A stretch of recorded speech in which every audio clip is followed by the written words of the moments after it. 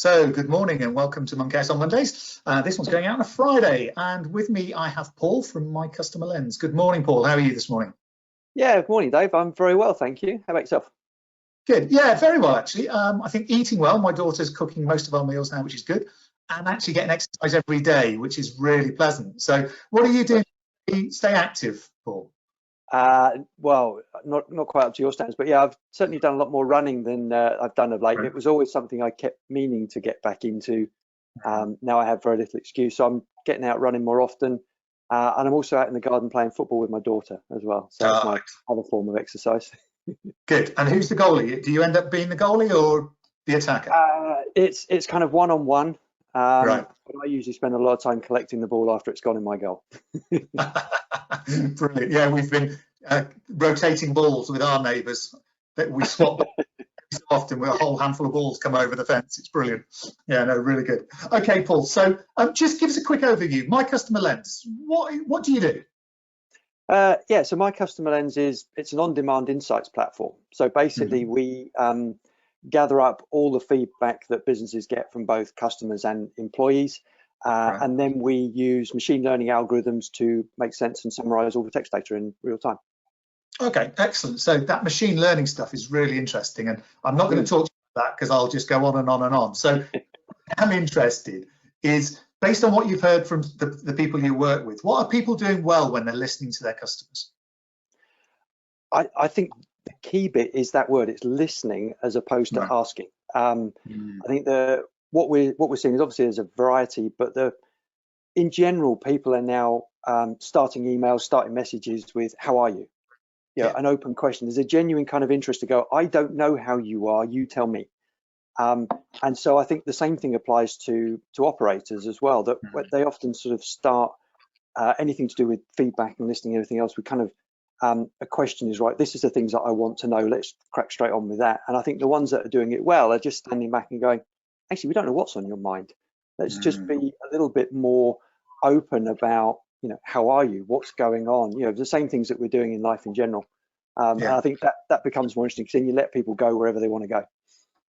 Okay, that's really interesting, because when you have that open question, that "How are you?", the ability to process what you hear back when you do that in a mass format is really difficult. So how can people do that? How can people listen, but listen to a lot of feedback at the same time?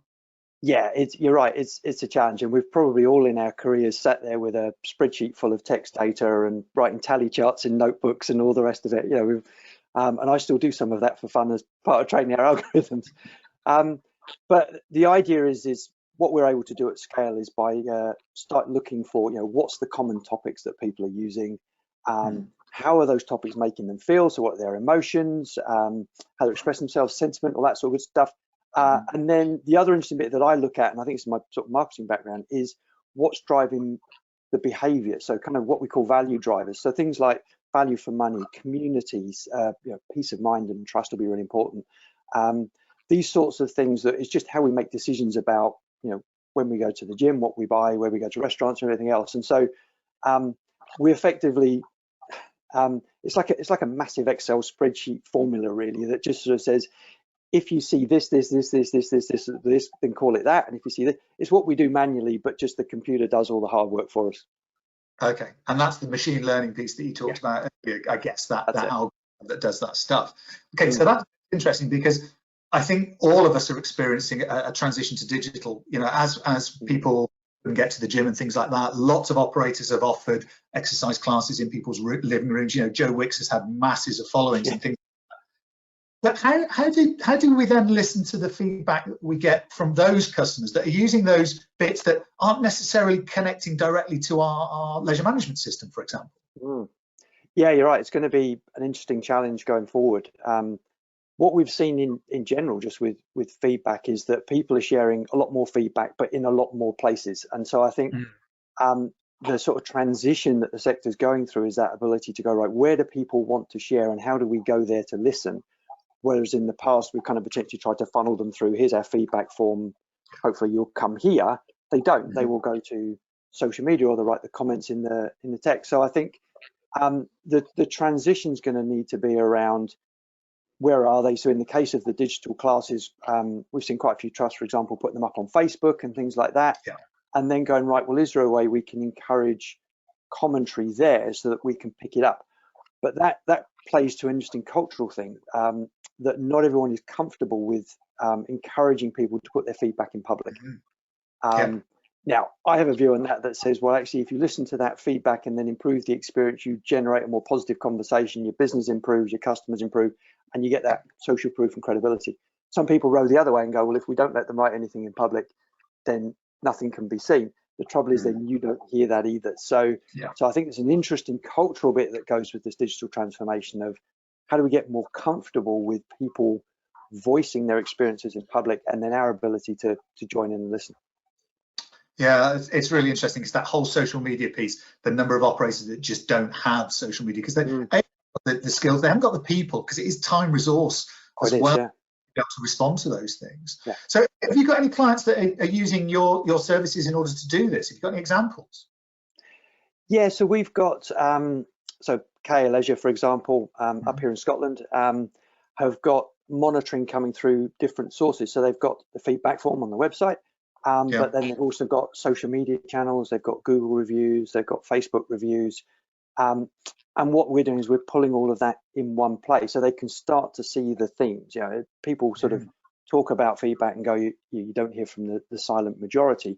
But if you can pick it up from more places, you start to build up the, just the common things, and you start to go, oh, that's really interesting. More people are talking about Joe Wicks than they are talking about our personal instructors, or vice versa, as seems to be the case with a lot of leisure trusts, where actually people are really embracing the local teachers and the local tutors.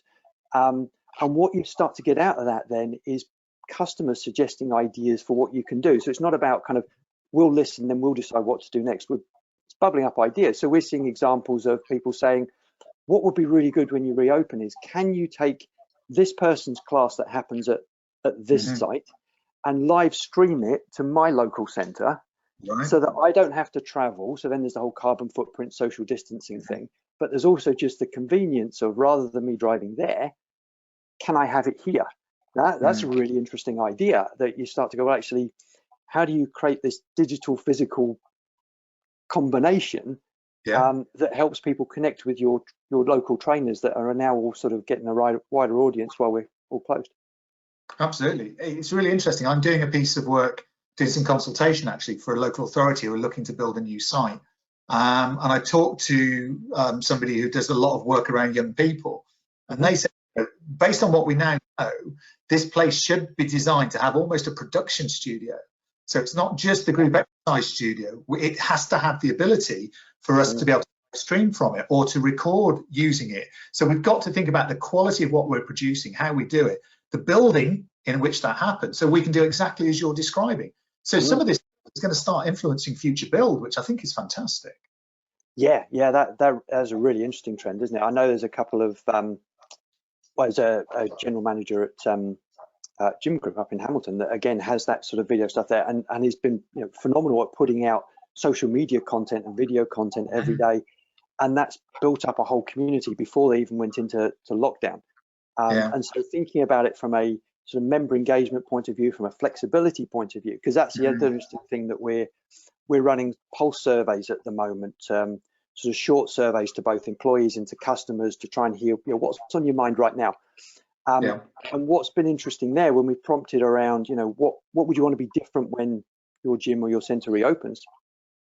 At the moment, they're not thinking about cleanliness and social distancing yet, because reopening's too far ahead. That's too practical. What they are starting to do is say, here's how I'm now engaging with group exercise. What might that look like when you reopen? So now we're starting to see comments of, can you open earlier? Can you open later? Can you run more of this type of class? Which is, it's more flexibility, more volume, which is going to be an interesting challenge in terms of the plans for reopening. And then, as you say, further down the track in terms of how you structure your new builds. Absolutely. And I think that whole piece around UK and the difference that's happening in Ireland, Scotland and Wales around starting times, potential at real times, I think there's a real challenge that we've all got to consider around that, because the data has to be able to be split, I guess, so that you do know which region you're talking about. There's the point that I've got there, because I spoke to Big Wave the other day, and the one number that I've not heard is 12 million people have what they call digital poverty. So they actually don't have access to advice. So these are great ideas that we're talking about, but we do have to remember a lot of people actually don't have the ability that you and I have now got, talking a laptop effectively. So I think there's some work around there which would be really interesting. But as part of this conversation, it's all about recovery. So, you know, we know we've got different timeframes starting in Scotland, Ireland, Wales, etc. But what do you think operators should be doing now to get ready for that? And is there anything different if you're in Scotland or if you're in Wales, if you're in England? Yeah, it's really interesting. I think, say up here in Scotland, we'll probably be a little bit behind. And so there's going to be another opportunity in the same way we're all trying to learn from China and Germany as they start to reopen. I think Scotland and Wales potentially have a chance to learn a bit from England. But I think for me, it comes back to, even back to when I was doing my consulting work, it's all about trying to get everybody on the same page. You know, organizations can't afford to have assumptions about what their customers will want. They can't afford to assume what their employees want as well, because of course they've all going through some changes in needs and priorities too. And so I think for me, it's about starting to go, well, how do we get our information on in one place? So if we're hearing verbal comments from staff, if we're seeing things on social media, how do we capture it in a central place, even if it is just the spreadsheet to start with, you know, a shared spreadsheet. There are obviously different technology solutions. We've got one of them, but at a very simple basis, just going, right, let's just get it all in one place so that we can start to look through and see and get on the same page, because otherwise you'll have different people doing different things with the best intentions, but different information. So I think that one's going to be key. The other one is looking back through some of your old feedback and thinking, given what's now happening, how important might that be in the future? So we've also started to see comments of people saying, well, I'm enjoying group exercise. Now I'm thinking back to when you reopen, oh man, that booking process, that just drives me mad. And so things that might have been a small point of friction could potentially become a big point of friction because expectations of it have changed now. So because they don't have to book for virtual classes. So, absolutely. So I think that's going to be a really interesting one of where some of those squeaky wheels are that might become more or less important. Yeah, and I think interestingly, you mentioned those friction points, and that's something we really need to consider when we do reopen because of social distancing, because those friction points are only going to be exaggerated due to social distancing. So it's going to be really interesting when we get back into that. And just as I know you've got some surveys going out at the minute to employees and to customers, and I think you plan to present back some of those later on today. So is it Community Leisure Limited?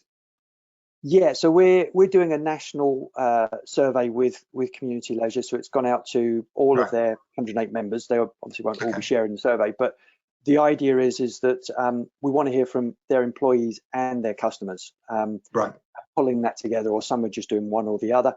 But the idea is just trying to get a large volume of answers to open questions. So we're asking questions like, what do you want us to do differently when you reopen? What are you looking forward to when we reopen? You know, and that's so rather than the assumptions around, well, everyone wants the social or this or that, what are they actually going to tell us?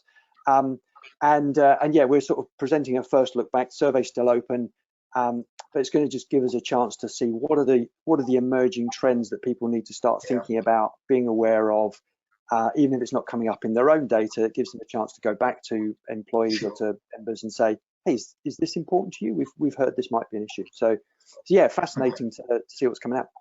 Yeah, I really look forward to seeing that. And just what we'll do is tag you into all of the text that we put into when we share these videos. So that if anybody wants to have a look at that, and I'm sure you'll be sharing some of yours on social media, they'll be able to just link it to you guys so you can have a look. Okay, brilliant. On that note, we got through our time really quickly, as I knew we would, Paul. Thank you so much for your time today. It's been really enjoyed it. And we'll catch up soon. Take care. Bye-bye. Thanks a lot, Dave. Bye.